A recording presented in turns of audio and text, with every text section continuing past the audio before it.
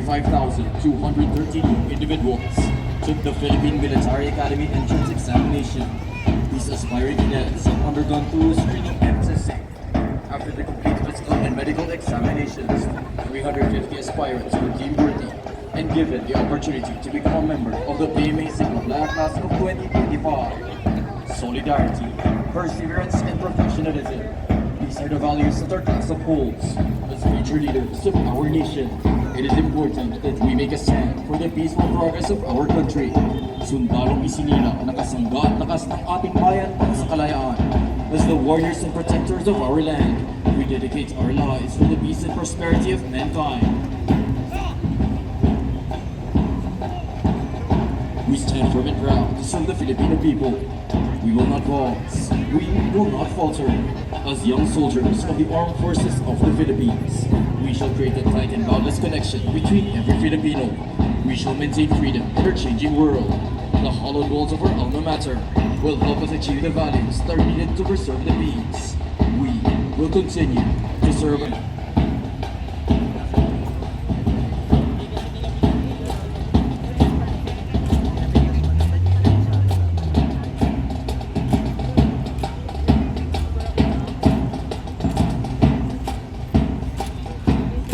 Ladies and gentlemen, once again, good afternoon.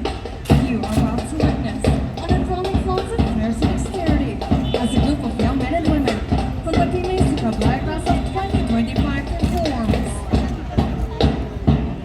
the silent drill.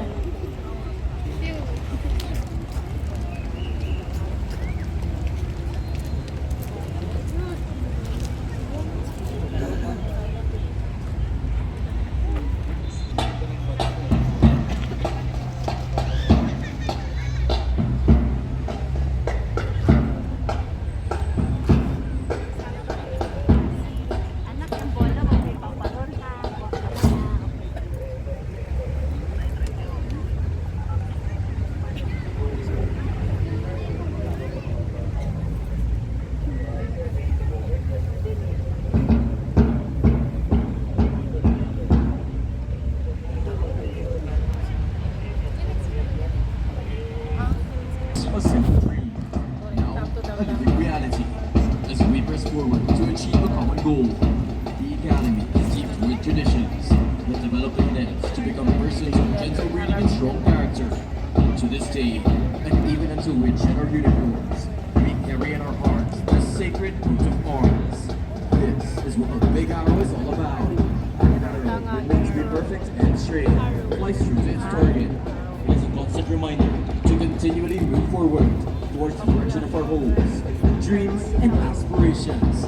It also points towards you, our fellow Filipinos, whom we promise to serve.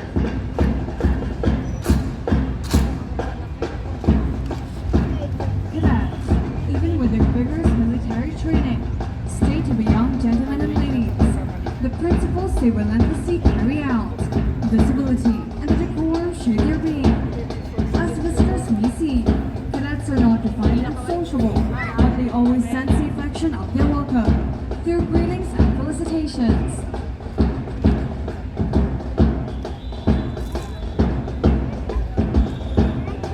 At the rear of their dress uniforms are vulnerable people who remain the same as they always have been. This is shown as the drillers form the cheerful letters H and I. Hi, welcome to the silent drill performance of the PMA Black Class of 2025. From the origins of PMA in 1898, it has produced graduates who unselfishly surrendered their lives for the welfare of our country. The Academy has remained steadfast to its mission to instruct, train, and develop the cadets so that each graduate shall possess the character, the broad and basic military skills, and education essential to the successful pursuit of a progressive military career.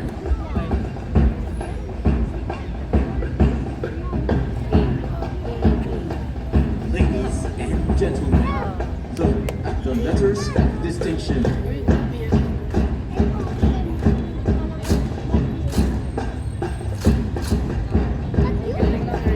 E, L, and drillers emphasize the letters through a series of medal of arms. Starting with B, then M, and A. The drillers acknowledge honor and stand by the responsibility that comes with it as they execute a salute to the Philippine Military Academy.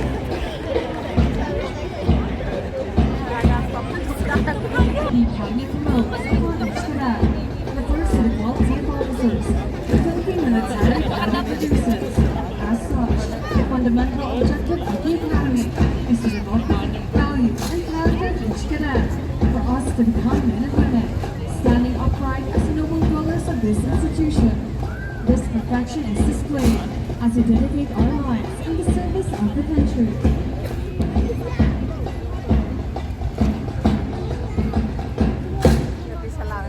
The concentric circles, defining the hearts and souls of each cadet. We are bound with relentless pressure, and yet we develop the sense of integrity among us. When the cadets first set foot in the academy, they became part of something greater than themselves. The academy breeds leaders, working together to achieve a common goal. This can only be attained through synergy.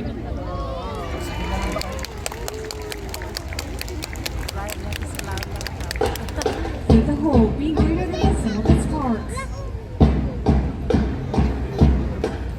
Building a stronger bond with each other, despite our differences, in order to collectively work hand in hand, to achieve our goal and fulfill our purpose.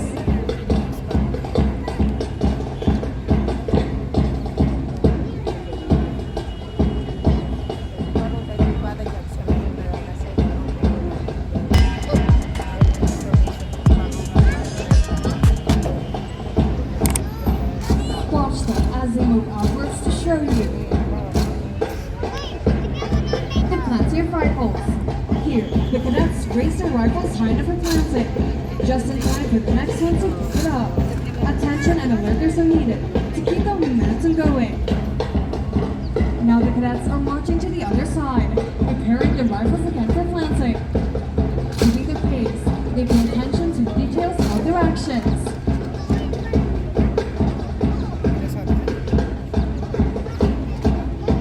Moving and taking outwards, the drillers will show you another drill. The passing of rifles. This exhibition symbolizes the sharing and helping among the cadets. Every cadet is out to reach the hands of those in need. Cooperation and coordination is the key to aesthetic results. The drillers will now show you an exhibition that shows the ability of the cadets to fire. Pressure by the natural surroundings.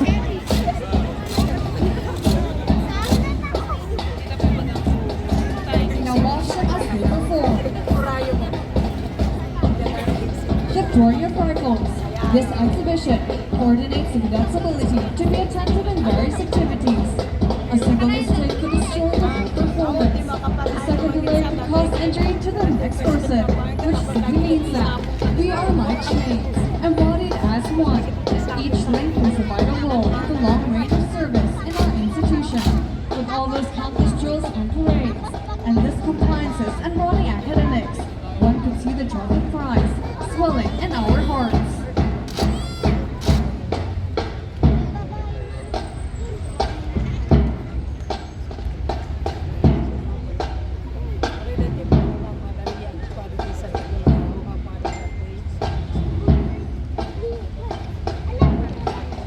Ever-brilliant sun, as the shining celestial body around the earth, has served as a bright beacon of our land. Such is the role of a servant leader, to be the guiding light for us, the future, as catalyst of To sustain life, a person's heart is a muscle that pumps blood and nourishment. It is the core of our feelings, sentiments, and passions. The cadets may not be identified as warm and loving persons, but behind our appearance, we are the ones on board our own comfort at the expense of others. As cadets, it is in our hearts where everyone can see the true significance of courage, integrity, and loyalty.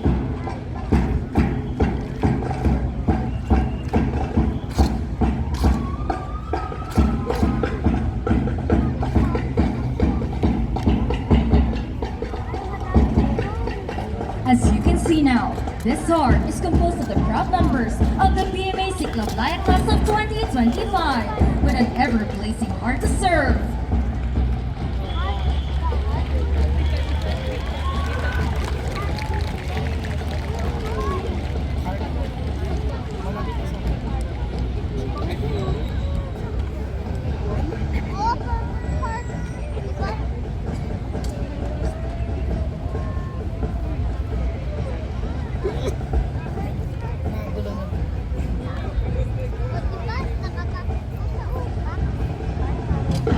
The nation. To all of you, this heart is for you.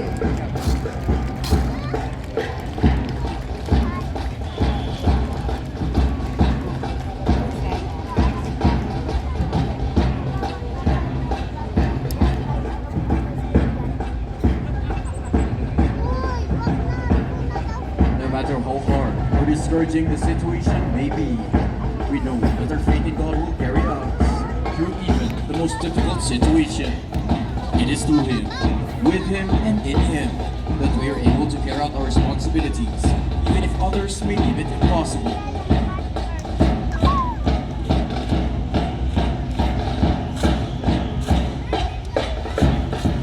The cross before you symbolizes our unwavering faith to our Creator, the source of our strength and inspiration to serve the nation. It is in His hands that we continuously place all of our trust, to be able to wholeheartedly heed to our calling.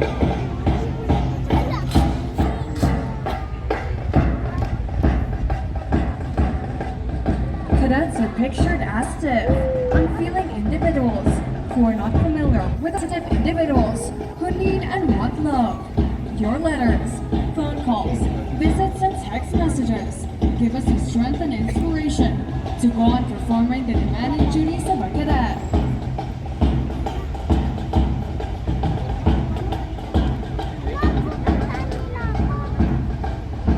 The drillers, forming the words, I love you. We give our love to you, our dearest ones to make life more wonderful to live. To our audiences, visitors, and to the people of Baguio, we love you.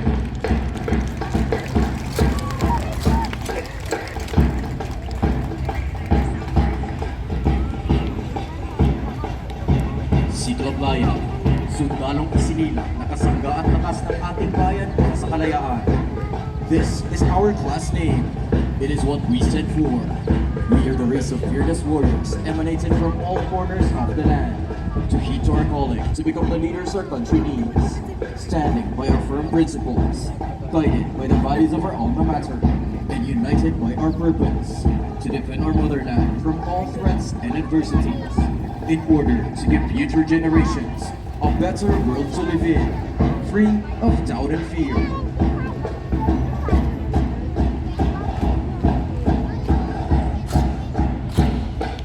Despite all hardships and trials, we remain flexible to the virus of obscurity through perseverance, confidence and determination, enlightened in modesty and equality. Guided to propel our class to compete and excel. This is seen in the formation in front of you, a heart enclosing our class merit. 2 and 5, 2025. We are indeed the warriors and protectors of the land. The Siklablaya class of 2025. Cadets are unsmiling, but behind those tough and masculine personality, there is always more love that we are capable to give, more hope that we are capable to have, and more passion that we're capable to unleash and flood out into the world. We just don't show it to you obviously, but makes you feel it in a military manner.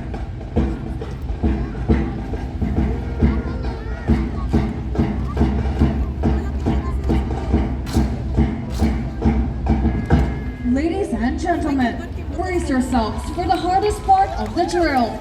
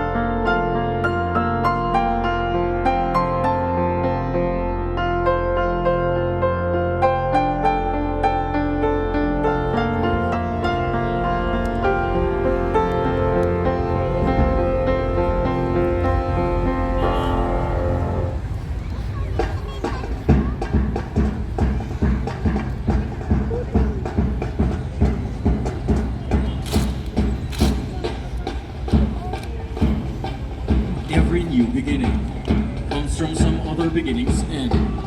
And so, everything must come to an end. Although our performance is of no exemption, we will give you a promise that someday we will be back. To our beloved audience, Cordillerans and visitors, it is with sincere gratitude for having inspired us to strive hard and move on. To all of you who have been our inspiration and our source of strength, the ones who never fall short to give their support and encouragement to the times we need it the most. To all of you who have shed their lives as we seek our destiny to the darkness of our path, you will always be a part of our journey as we continue to travel with the road of our lives.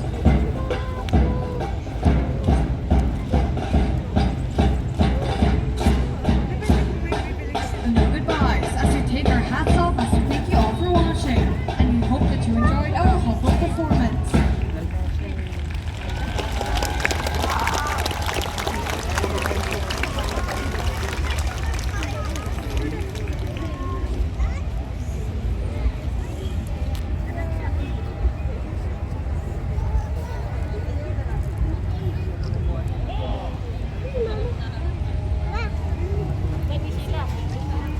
The company commander orders the Silent Drill Company to pass in review.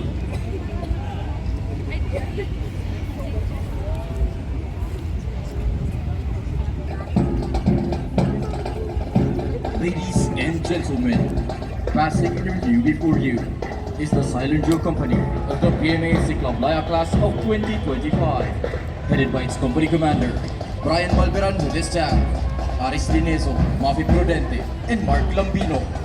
White Platoon Leader, VJ Ainza. Black Platoon Leader, Clifford Mojado, with the company First Sergeant, Will Jokno. Members of the White Platoon are Mona Lisa Ibon, Katrina Lula, Rex Pablo, Alvin Bilan, Aaron Fernandez, Samantha Bago, Ivan Ventura, Hilary Sarasa, Angelic Cabardo, Brian Hatico, Jimboy Rondina, Ramolito Pasayray, Bon Salazar, Brian Saliendra, Rema Lopez, Vincent Lilo, Dexter Bigaca, Jerome Latayan, Kenneth Salvatierra, Bien Garcia, Sven Haralbe, Khaled Morado, Corin Bulanari, Regent Tanto, Carl Omapas, Carlos San Jose, Rex Laging, Lord Valdez, Michael Gumban, Giro Bulusan, Jacob Banal, and Albert Yudones. Members of the Black Platoon are Malvin Dapag, Althea Padilla, Kimtoy Gabintoy, Vici Bernil, Angelia Padar, Dorian Caranzo, Isha Aguilar, Gabriel de Guzman, Reyes Macalay, Maritanzo, Vince Isidoro, Matthew Luna, Carlos Duran, Lara Piedra, Paul Vigo, RJ Redondo, RJ Cuico, Rico Matangka, CM Valdez, Joseph Pagaspas, Agapito Estrella, Venancio Valdez, Jericho Lepura, Jericho Villa, Gabriel Roa, Ors Baclayo, JR Espiritu, Adjan Payang, Mark Rodriguez, Rafael Rieluyo, Jimmy Ramirez, and Justin Arsenal. The drummers, Kaisler Villar and Nixon Pantaliano. Members of the Speakers Board are Bart Jones Aquino.